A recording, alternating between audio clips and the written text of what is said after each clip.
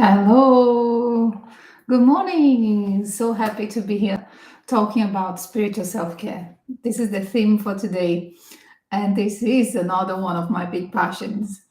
And next week, I'm going to talk a little bit more about my own journey in self care. And of course, I'm going to talk about my spiritual self care journey too. But today, I'm going to talk about the general aspects of spiritual self care and why they're so important. And it would be great if people are there to say hello and just say, I'm here. And if you have any questions during the lesson, please just send it there. I'll be very, very happy to answer as we go along. We don't need to wait. And first of all, I feel that it's good to take a few moments to just arrive. And as we are talking about spiritual self care, good morning. I can see people arriving. Thank you. I feel that good morning or good afternoon, wherever you are in the world, because people can watch this, which is incredible, right? A connection across the world, across everywhere in the planet. So if it's late night or if it's afternoon for you, happy afternoon, good evening, whatever. But I would like to just take a moment, wherever you are and whenever you watch this lesson, to take a few moments to arrive in your body. And I'm going to do it here, and you can follow me. And if it's not a convenient time because you're busy or you're driving or something like that, you can do it later. But this is just a grounding exercise, a grounding practice that only takes a few moments, but you can do this as a way to connect with yourself and connect with life. So I would like to invite you to, as I said, if it's a good time to just maybe close your eyes and you can take one deep breath in whatever shape that breath is. No changing, no need to do anything about your breath, but just increasing the length of your breath slightly. Another one. And the third one.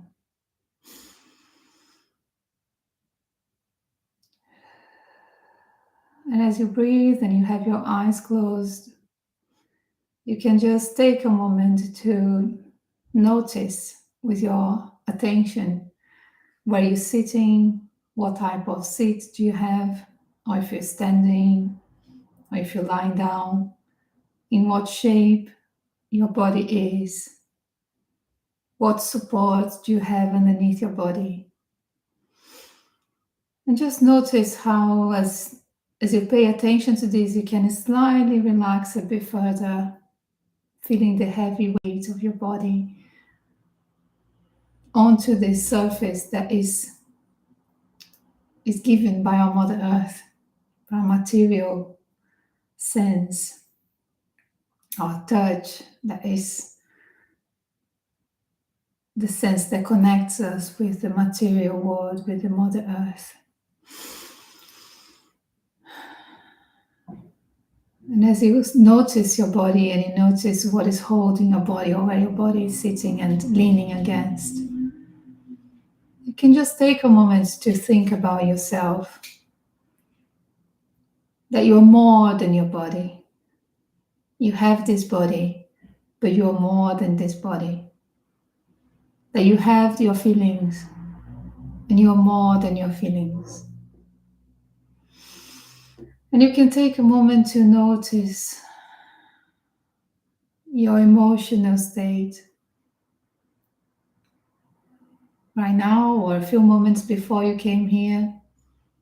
Just noticing how you're feeling. Maybe more than one feeling. Maybe a confusion of feelings. Maybe no feelings. You can just notice that and say, yes, I have these feelings. I experience these feelings, and I am more than my feelings.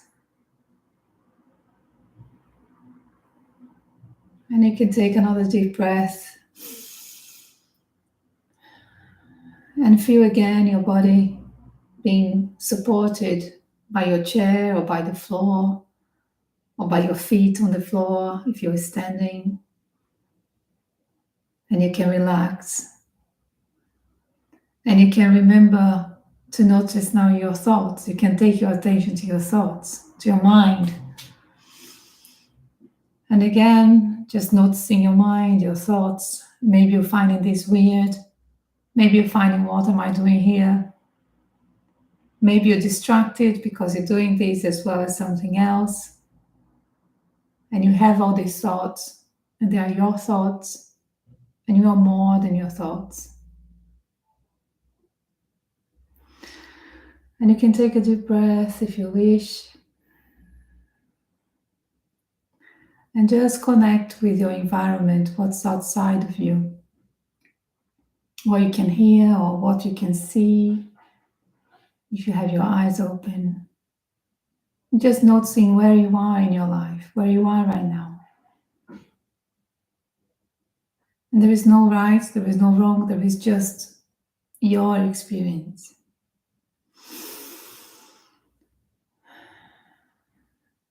And you can take a moment to remember that you're more than this moment.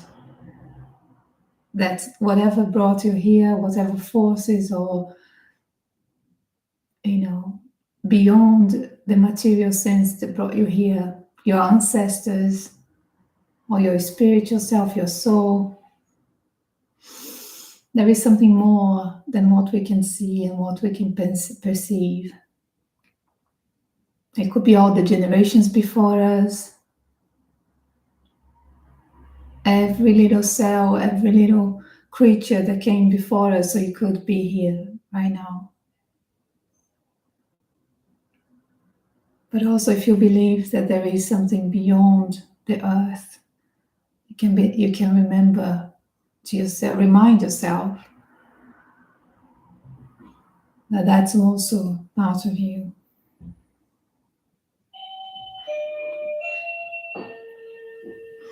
And we can just take a moment to take this in. And I don't know if you can hear the doorbell bringing us back.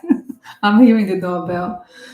And you can just slowly move your attention back into some movement of your body, also opening your eyes and welcoming yourself back into more alert stage.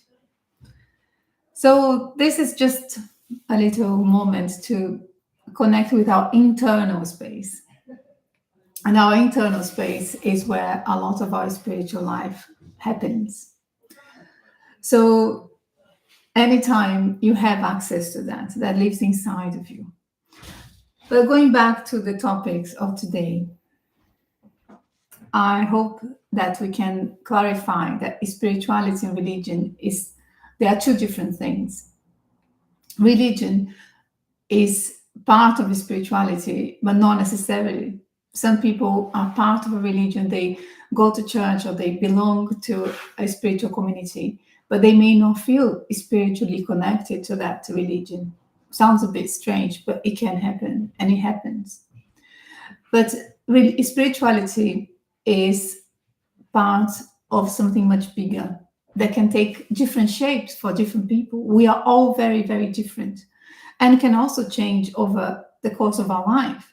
We can start with a spirituality that is connected to our parents' religion or to our community religion, and as we grow, as we start to learn different things, we may detach ourselves from that religion, or we may do some other sort of combination that some of that religion stays with us, but we incorporate other parts.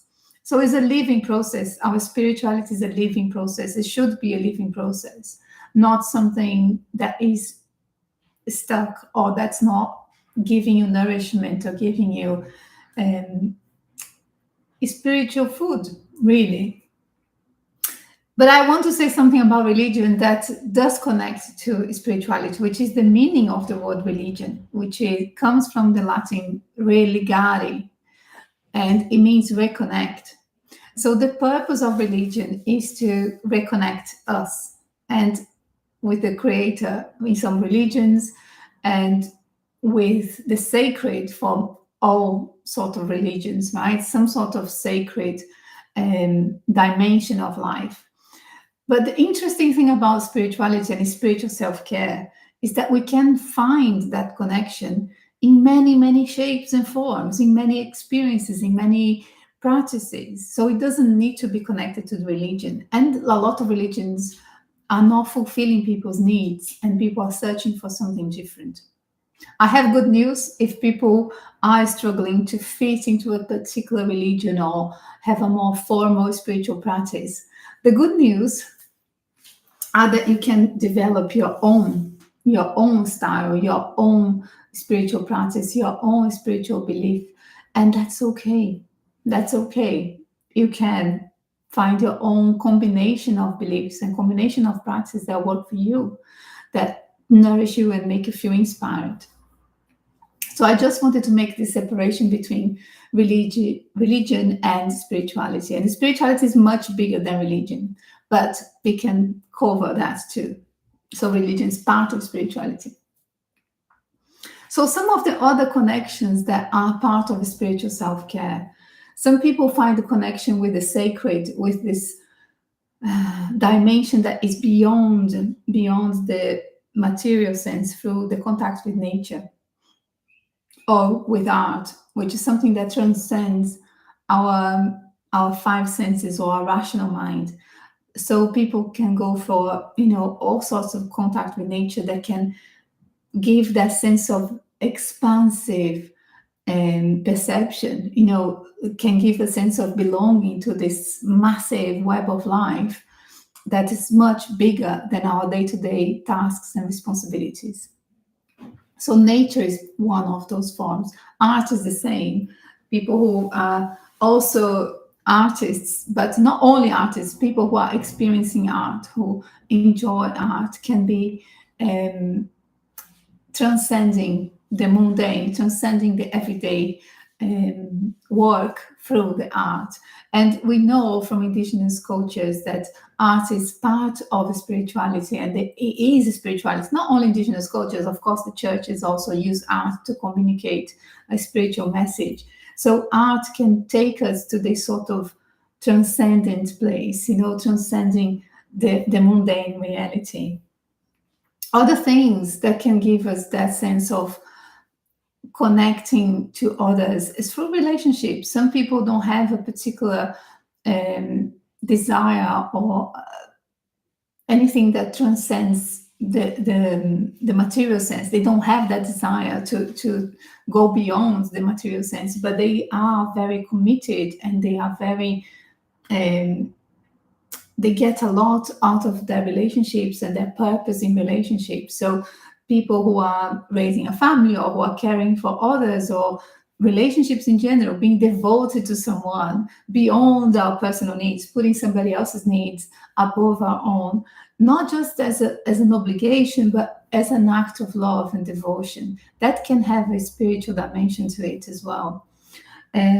Some people have a vocation and have a calling to do certain types of work, or to do charity work, or to do charity fundraising that goes beyond their need, right? It goes beyond our needs. If we decide to do something for other people, that it takes us out of our immediate need to fulfill our physical needs, our emotional needs, our relationship needs. Doing something for others, being altruistic, can give this element of spiritual care to ourselves.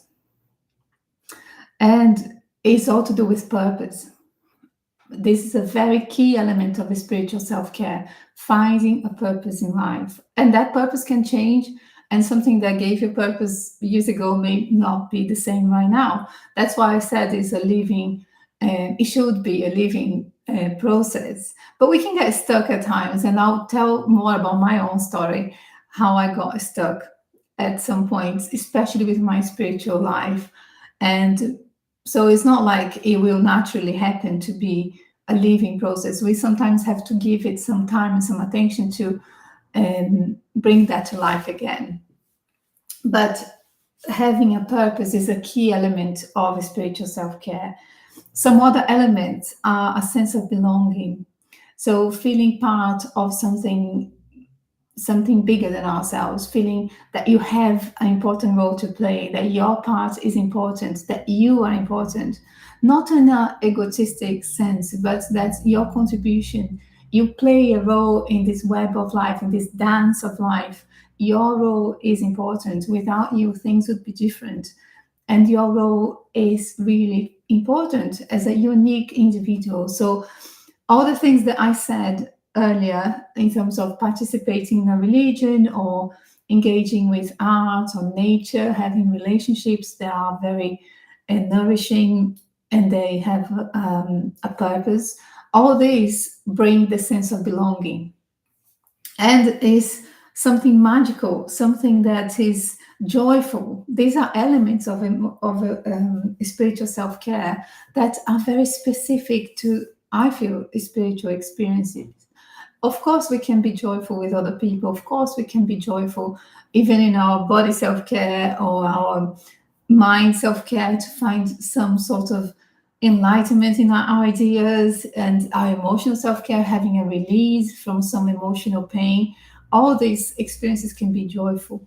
But I feel there is something specific, and some psychologists call peak experiences, which are experiences that transcend our perception and transform us through that transcending of our experience, right? So going um, beyond the ordinary status of mind. That's kind of belongs specifically to spiritual experiences. So it's very important to know about it, because if we don't know about it, it can go missing. We can say, oh, I just had a great time. But actually, some experiences can be really transformative if we are paying attention to them. But more than that, much more than just, I'm just describing what spiritual self care is and some of the qualities of our spiritual life. It has been proven, it has been studied that we don't even need studies, right, to prove that, if you're having a sense of connection and a sense of belonging and a sense of purpose, and you're feeling joyful and you're transcending the day-to-day grind, you will feel good, right? And feeling good has a connection with our longevity, our health, and yeah, living longer and living in better health. So spiritual self-care comes in as one element to care for ourselves, for our quality of life. And part of that is that we find meaning. When we work with our spirituality, or when we have a connection with other people who have the same beliefs or can understand our deep questions of life or can work through some crises together, we find meaning. We don't feel alone. We don't feel isolated or alienated. And I feel that lately, especially, I don't know, maybe especially after the pandemic, it was already happening. We are becoming so much more um, focused, or our life is becoming so much more dominated by technology. And for sometimes it's good, and that's why I'm here, because I believe this can be a good thing. But it can also be very alienating, can be very, very strange for us human beings to be interacting with machines all the time, or to not interact with another human being. That is very, very damaging for our well-being.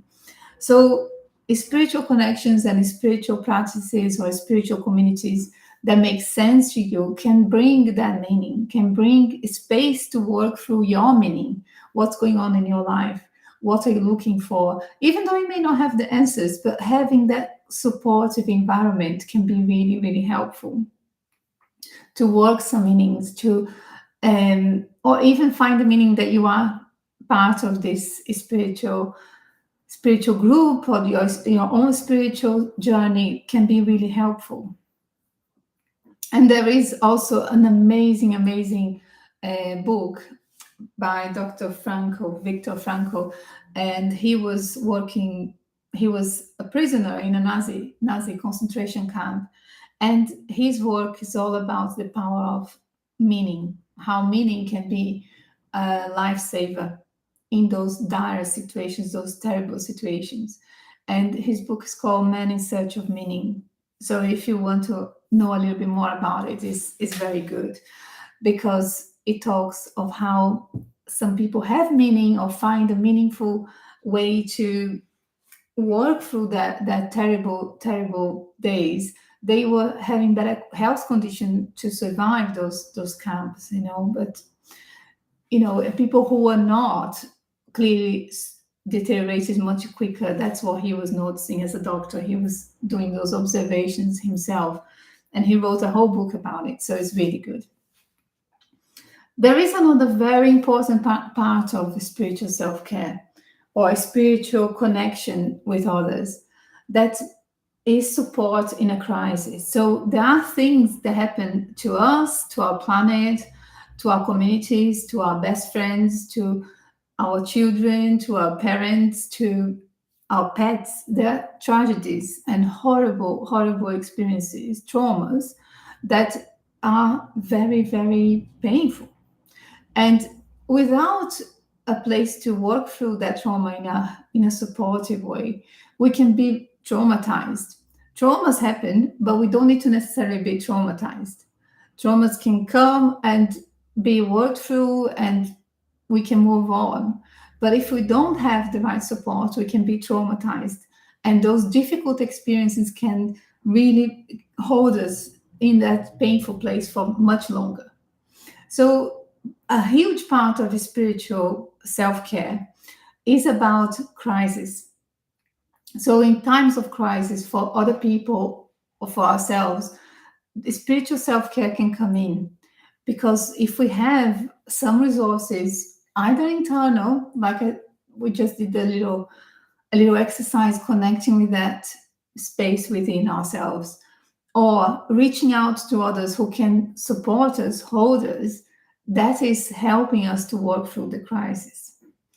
Also, there is a very, very huge, huge benefit on giving support and giving support to others in crisis or to others who need more. And this is where all charity work or, all sorts of support groups and support activities to people who need more than us can be real healing. It's healing for the people, of course, who are getting the help, but it's healing for the person who is also giving the help. And I'll explain why. As I was saying, we live in a very difficult situation, right? Things are going to happen. Bad things are going to happen. Bad things are going to happen to good people, and tragedies are going to happen. That's part of our life on Earth. So when something terrible happens, a tragedy happens, it could be a small one or a big one, our nervous system tends to go into trauma mode. So that could be fight, flight, freeze, different ways of working through that traumatic experience, right? And when we don't take action, if we stay just in the trauma, so let's say something bad happens and I'm just feeling the pain, I'm just feeling the grief, I'm just feeling the loss, I'm just in those, not just, I am feeling those feelings, right? Just is not a good way to say, because they are important feelings and they can be huge. So I am feeling the pain, I'm feeling the loss, I'm feeling despair. And that could be with anything. If I don't do anything about it, or if I don't have anybody to support me in that, as I said, we can be stuck. So when, let's say, the tragedy or the disaster didn't happen to me, but it happened to my neighbor, I am reasonably okay. Yes, I'm feeling sad and I'm upset or I'm stressed, but I can see that person needs more than me. So I'm going to go there and reach out and take some action to help them. When we take action and we are moving out of trauma because we have a little bit more resource than the other person, that literally takes us out of trauma. It takes us into movement. And doing something and taking action is healing trauma. So it's actually helping our nervous system to rebalance itself, but it's also giving us the meaning that, yes, tragedies happen and we can still take care of each other. There is still someone out there that can take care, that can help. So as I said, the support in crisis and tragedy are a really crucial part of spiritual self-care, both giving and receiving. So really important. I'm going to talk a little bit more about the benefits of spiritual self-care. as I said, is this massive sense of connection to the bigger part of life, feeling that you are a worthy and important part of this web of life. So different spiritual practices, as I said in the beginning, this is not about religion. And I believe that spiritual self care is about your own journey as a spiritual being. How are you going to do your spiritual life? What are you going to use to connect with this web of life, with the meaning of life? And that could be very different for you, for me, for somebody else. We need to find our own way. And yeah, there may be common ground, but only you know what works for you. But the result is a connection with the web of life, with the bigger aspects of life. And part of developing this connection with the web of life is creating this inner space or experiencing this inner space where we can experience the non-duality. So things don't need to be good or bad. We can be both. We can experience both. We can experience pain and we can experience joy.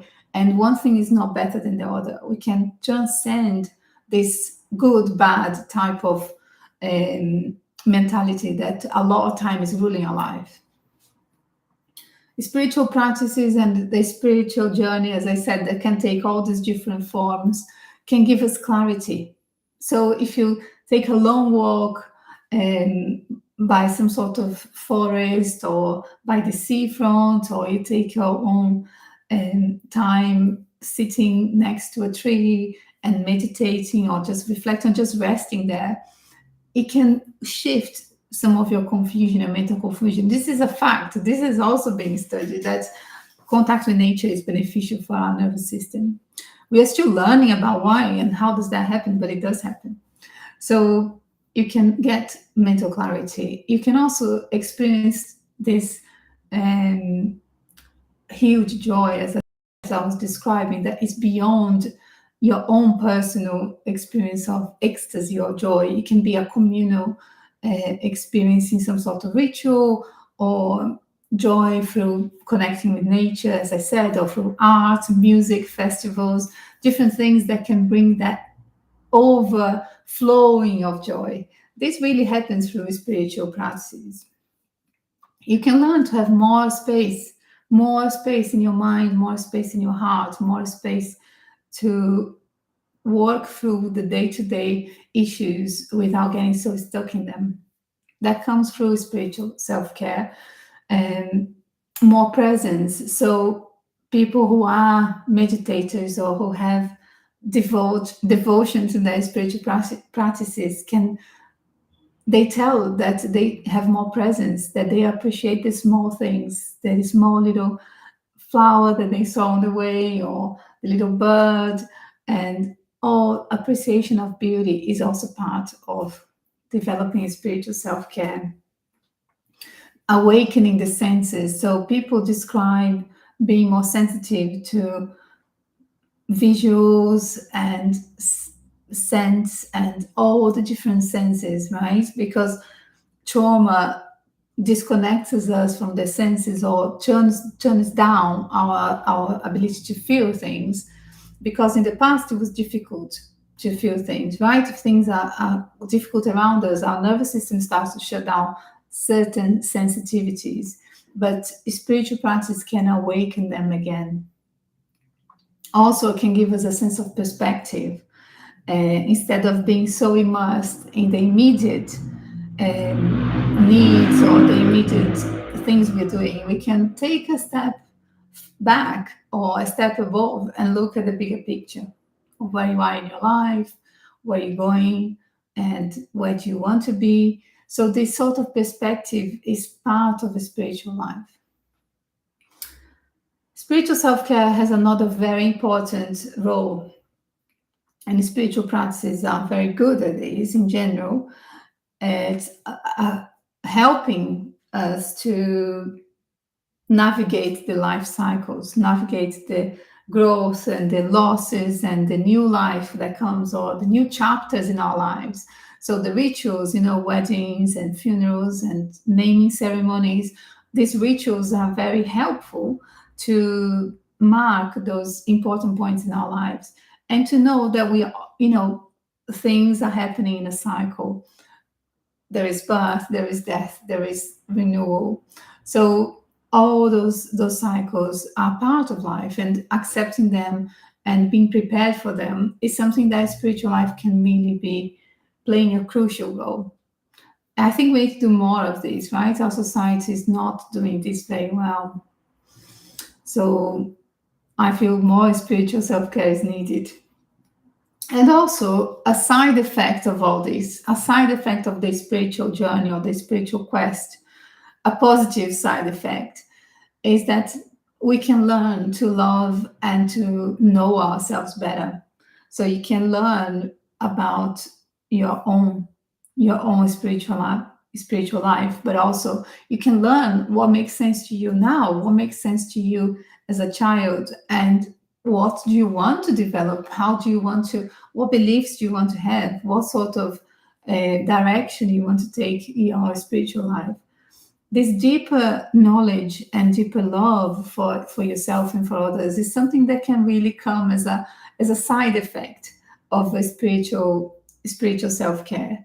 So I highly recommend spiritual self-care, and it'll be really good to know of people if you have a spiritual practice, if you have where are you on your journey, where are you on your spiritual self-care. Is it something that you do? Is it something that you're curious about?